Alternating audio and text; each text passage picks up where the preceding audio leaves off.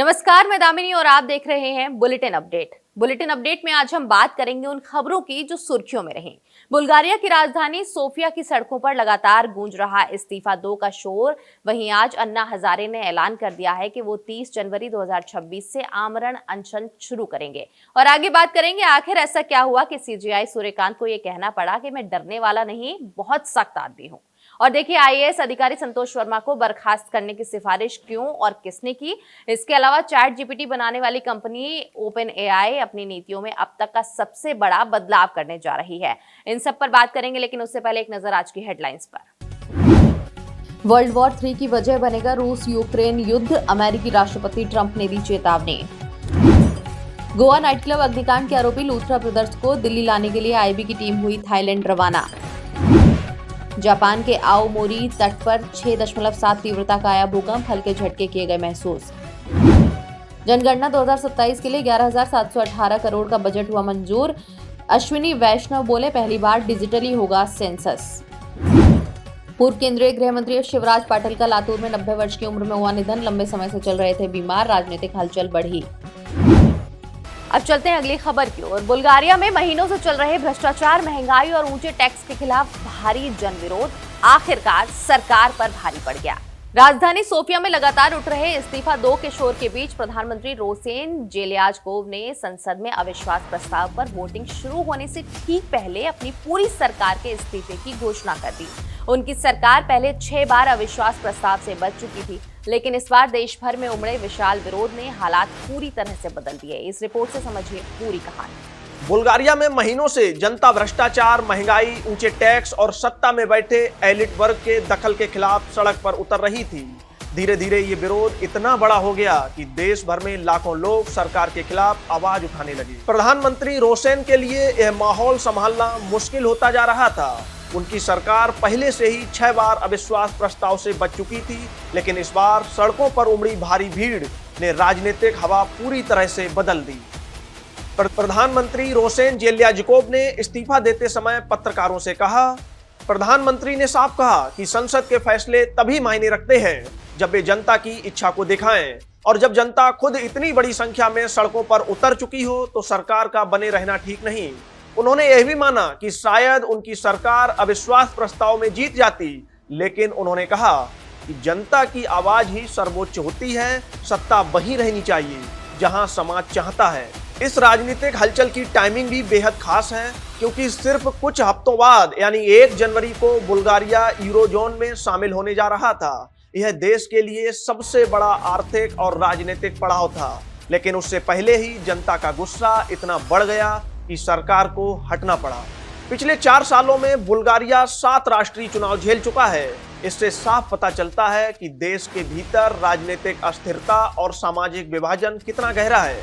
अब सरकार के इस्तीफे के बाद क्या होगा? संवैधानिक प्रक्रिया के अनुसार संसद में सबसे बड़ी पार्टी को नई सरकार बनाने का मौका दिया जाएगा, और अगर वह भी नाकाम होती है तो राष्ट्रपति खुद अंतरिम सरकार नियुक्त करेंगे और देश को नए चुनाव की ओर ले जाएंगे। विपक्ष ने इसे जनता की बड़ी जीत बताया है। विपक्षी गठबंधन we continue the change democratic Bulgaria ने कहा कि यह बुल्गारिया को एक सामान्य, पारदर्शी और ईमानदार यूरोपीय देश बनाने की दिशा में पहला कदम है। उन्होंने साफ कहा कि अब जरूरत है निष्पक्ष और पारदर्शी चुनावों की, वैसे चुनावों की नहीं जिन पर धांधली के आरोप लगते रहे हैं। दूसरी तरफ राष्ट्रपति रूमेन रादेव पहले ही सरकार को हटने की सलाह दे चुके थे।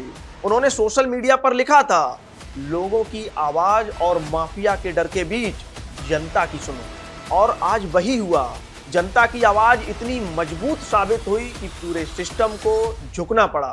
वहीं महाराष्ट्र की राजनीति में फिर हलचल मच गई है, क्योंकि अन्ना हजारे ने 30 जनवरी 2026 से आमरण अनशन शुरू करने का ऐलान किया।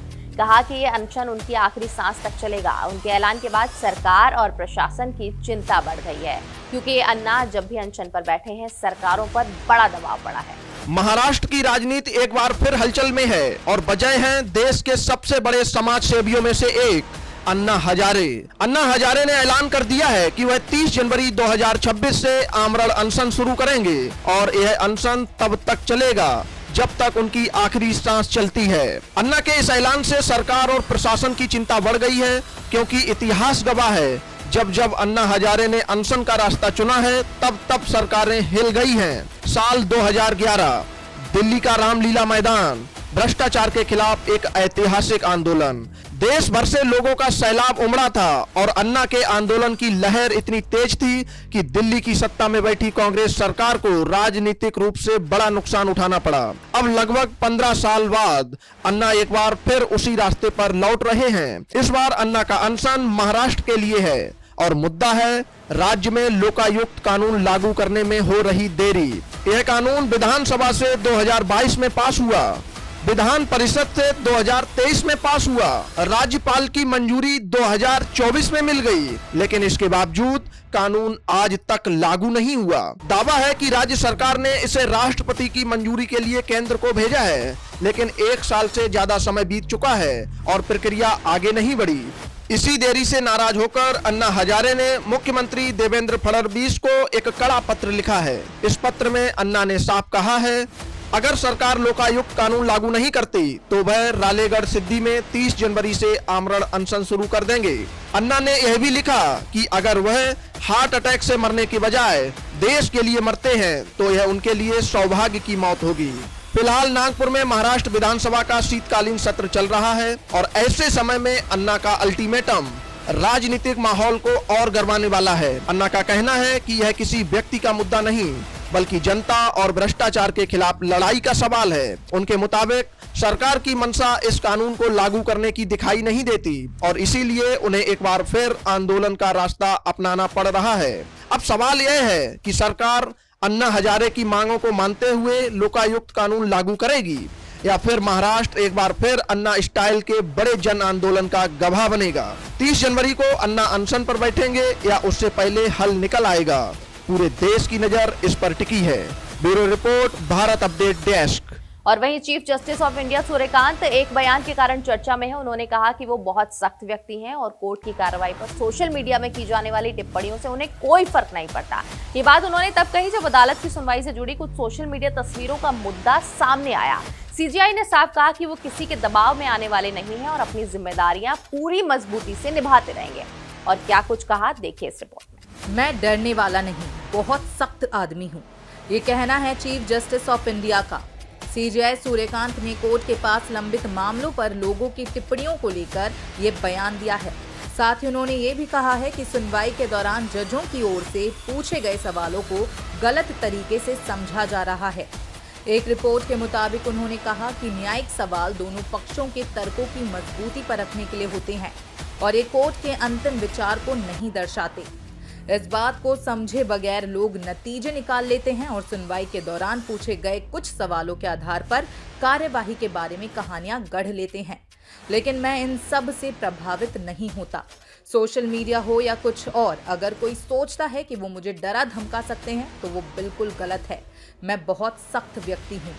वहीं सीजीआई ने कहा कि ये टिप्पणियां पूर्व सांसद प्रज्वल रेवन्ना की ओर से दायर याचिका की सुनवाई के दौरान आई, जिसमें उन्होंने बलात्कार के मुकदमों को ट्रांसफर करने की मांग की थी, जिस पर रेवन्ना के वकीलों ने दावा किया कि ट्रायल जज की कुछ टिप्पणियों से पक्षपात की आशंका पैदा होती है।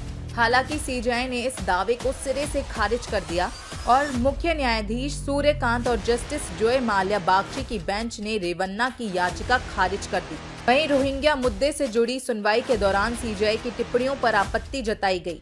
दरअसल सुप्रीम कोर्ट में मशहूर लेखिका और मानवाधिकार कार्यकर्ता डॉक्टर रीता मनचंदा की याचिका पर सुनवाई हो रही थी। इस याचिका में आरोप लगाया गया था कि भारत में रोहिंग्या शरणार्थियों को हिरासत में लेकर गायब कर दिया गया है।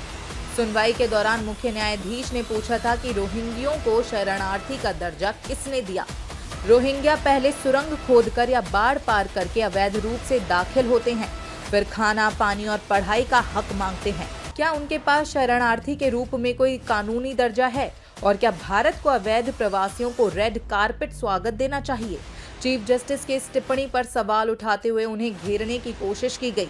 ये भी कहा गया कि मुख्य न्यायाधीश की टिप्पणियां संवैधानिक मूल्यों से बिल्कुल मेल नहीं खाती।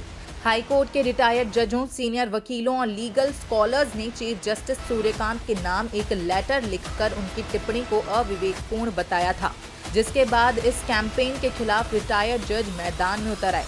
44 रिटायर्ड जजों ने सीजेआई का समर्थन करते हुए अपनी चिट्ठी में लिखा कि हम रोहिंग्या माइग्रेंट्स से जुड़ी कार्यवाही में चीफ जस्टिस की टिप्पणियों के बाद उन्हें निशाना बनाने वाले सोचे समझे कैंपेन पर अपनी कड़ी आपत्ति जताते हैं। रिटायर्ड जजों ने बयान जारी कर मुख्य न्यायाधीश का समर्थन किया और पत्र को कोर्ट की छवि खराब करने की प्रेरित मुहिम करार दिया।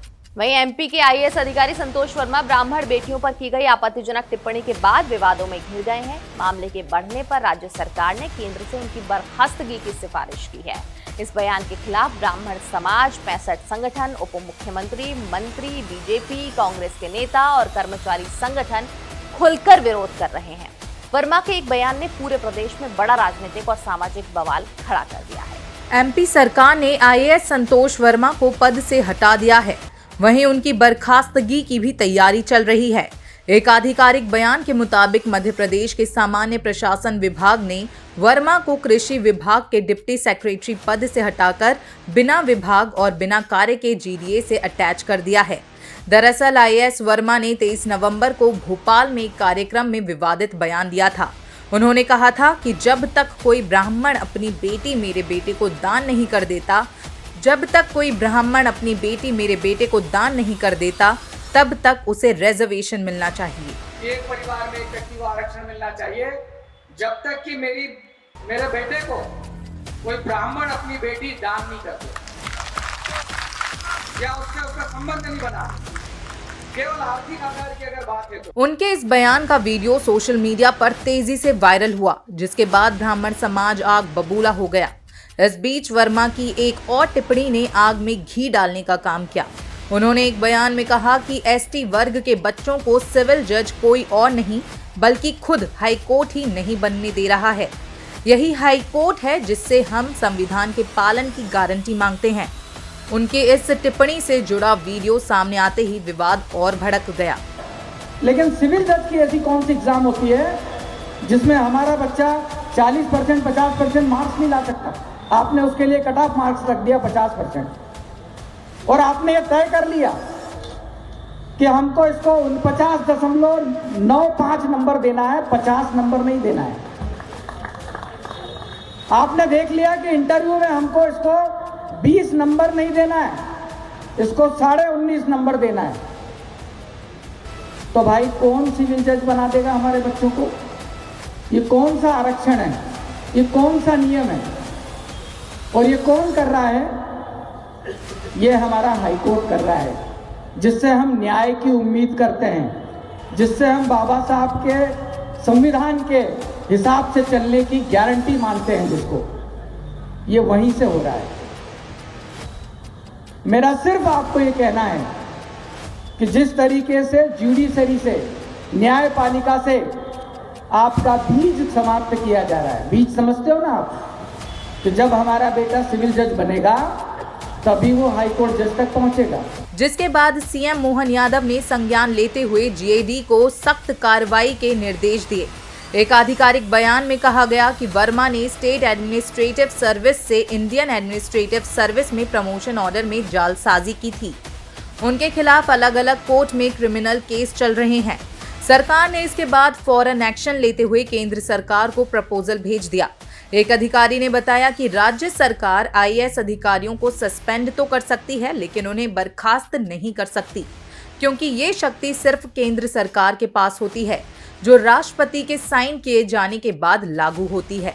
हालांकि जहां ब्राह्मण समाज संतोष वर्मा के खिलाफ कार्रवाई पर अड़ा हुआ है, तो वहीं भीम आर्मी और जयस जैसे संगठन संतोष वर्मा के समर्थन में उतर आए हैं। भीम आर्मी प्रमुख और सांसद चंद्रशेखर ने कहा कि हर घर से संतोष वर्मा निकलेगा। संतोष वर्मा को ये कर देंगे, वो कर देंगे।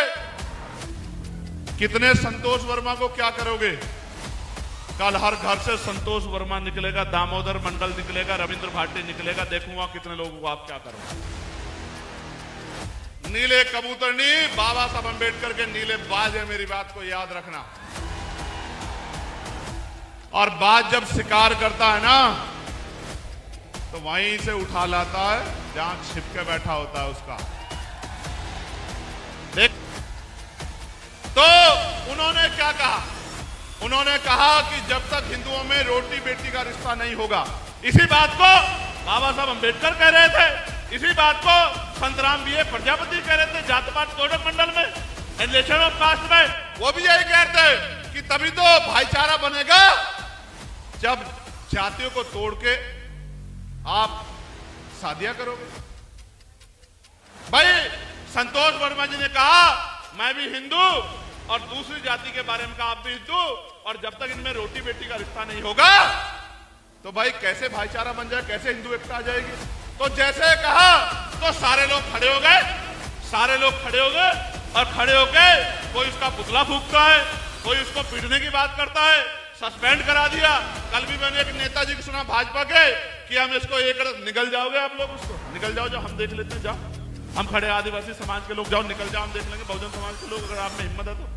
वहीं ओपन एआई जो चैट जीपीटी बनाती है अपनी नीतियों में बड़ा बदलाव करने जा रही है। आने वाले महीनों में चैट जीपीटी का नया वर्जन लॉन्च होगा जिसका नाम होगा चैट जीपीटी एडल्ट मोड। ये मोड केवल वयस्क यूजर्स के लिए होगा और ओपन एआई इसे नई दिशा में एक अहम कदम मान रही है। आज की टेक दुनिया से एक बड़ी और चौंकाने वाली खबर सामने आई है। चैट जीपीटी बनाने वाली कंपनी ओपन एआई अपनी नीतियों में अब तक का सबसे बड़ा बदलाव करने जा रही है और इस बदलाव का सीधा असर करोड़ों यूजर्स पर पड़ सकता है।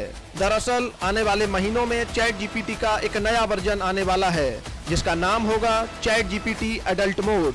जी हाँ, एक ऐसा मोड जो सिर्फ वयस्कों के लिए होगा और जिसके साथ ओपन एआई पूरी तरह नई दिशा में कदम बढ़ा रही है। ओपन एआई ने चैट जीपीटी 5.2 के रोल आउट के तुरंत बाद यह घोषणा की। यह वही समय है जब कंपनी ने कुछ हफ्तों पहले अपने अंदर कोड रेड घोषित किया था, यानी कंपनी की पॉलिसी और मॉडल डेवलपमेंट में बड़े बदलावों की तैयारी पहले से चल रही थी। ओपन एआई की एप्लीकेशन डिवीजन की सीईओ फिजी सिमो ने प्रेस को बताया कि कंपनी 2026 की पहली तिमाही में चैट जीपीटी का एडल्ट वर्जन लॉन्च करेगी।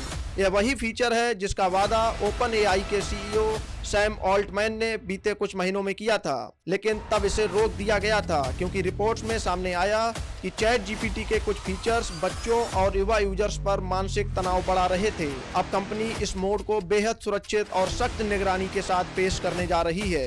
एडल्ट मोड उस उम्र अनुमान लगाने वाली तकनीक पर काम करेगा जिसमें सिस्टम पहले यूजर की उम्र पहचानने की कोशिश करेगा, यानी अगर कोई बच्चा इस मोड में घुसने की कोशिश करेगा तो सिस्टम उसे तत्काल ब्लॉक कर देगा। द वर्ज की रिपोर्ट के अनुसार ओपन एआई अभी भी इस एज वेरिफिकेशन सिस्टम की टेस्टिंग में लगा हुआ है। कंपनी की कोशिश है कि सिस्टम इतना सटीक हो जाए कि वह किसी भी यूजर की उम्र को गलत ना पहचाने, क्योंकि जरा सी चूक बच्चों को एडल्ट मोड तक पहुंचा सकती है और यही सबसे बड़ा जोखिम है। यानी साफ है कि ओपन एआई एडल्ट मोड को लेकर बहुत सतर्क है। एक तरफ बढ़ते यूजर बेस को देखते हुए कंपनी नए फीचर लाने की तैयारी कर रही है और दूसरी तरफ बच्चों की सुरक्षा को प्राथमिकता दे रही है। अब सवाल यह है कि चैट जीपीटी का नया एडल्ट मोड यूजर्स के लिए कितना सुरक्षित और कितना उपयोगी होगा। आप इस पर क्या सोचते हैं? एडल्ट मोड जैसा फीचर आर्टिफिशियल इंटेलिजेंस के भविष्य को बदल देगा या नए विवादों को जन्म देगा? Bureau report, Bharat update desk. तो आज हमारे इस बुलेटिन में इतना ही, लेकिन खबरों का सिलसिला लगातार ऐसे ही जारी रहेगा। आप बने रहिए हमारे साथ और देखते रहिए भारत अपडेट।